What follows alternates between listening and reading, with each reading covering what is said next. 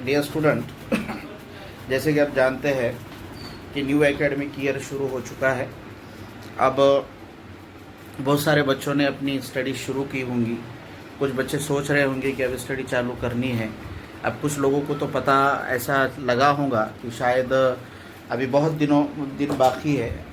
तो मैं सारे बच्चों को अलर्ट करना चाहता हूँ कि देखो, स्टडी जो हम लोग करते हैं उसका एक हमारे पास बेस्ट एक प्लान होना चाहिए। उस प्लान के मुताबिक हमें स्टडी करनी चाहिए।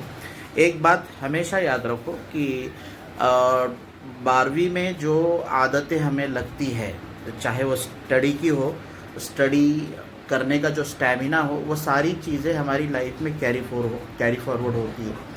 तो मैं ये बोलना चाहता हूँ कि पहले तो स्टडी करते वक्त हमको दो चीज़ें याद रखनी है कि हमारे वीक सब्जेक्ट कौन से हैं और स्ट्रॉन्ग सब्जेक्ट कौन से हैं।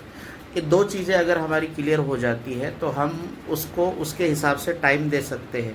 हमारे वीक सब्जेक्ट पे हम काम कर सकते हैं, हमारे स्ट्रॉन्ग सब्जेक्ट पे हम और उसे स्ट्रॉन्ग बना सकते हैं, और जो हमारा वीक सब्जेक्ट है उसे स्ट्रॉन्ग बनाने की हम कोशिश कर सकते हैं। तो मेरी एक टिप्स है कि सारे के सारे बच्चों ने उसे गौर से सुननी है।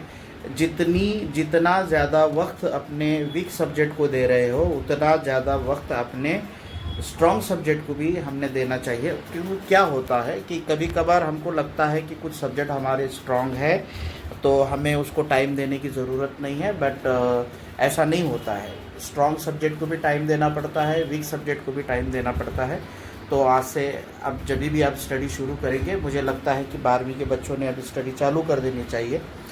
हम कुछ इंग्लिश का मटेरियल, मैं प्रिंटेड मटेरियल आपके लिए लेकर आ रहा हूँ, जैसे कि क्वेश्चन पेपर है, राइटिंग स्किल के बुक है, जो मैं आपके लिए ख़ास प्रिपेयर किया हूँ। इंशाल्लाह वो जुलाई के महीने तक मैं आपको देने की कोशिश करूँगा।